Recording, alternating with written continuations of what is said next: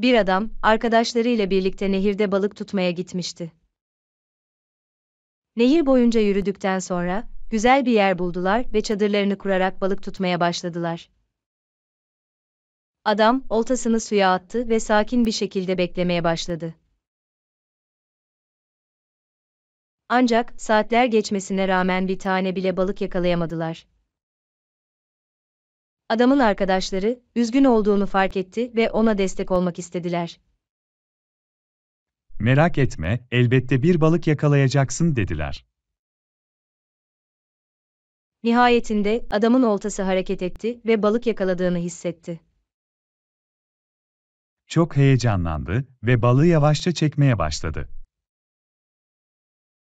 Balık çok büyüktü ve direniyordu. Sonunda adam balığı yakalayarak arkadaşlarına gösterdi. Herkes onun başarısını kutladı ve akşam yemeği için hazırlık yapmaya başladılar.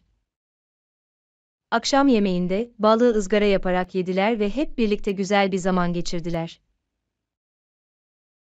Adam, başlangıçta başarısız olduğu için üzgündü ama arkadaşları sayesinde cesaretini kaybetmedi ve sonunda güzel bir balık yakaladı. Bu, onun nehirde balık tutarken yaşadığı unutulmaz bir anıydı.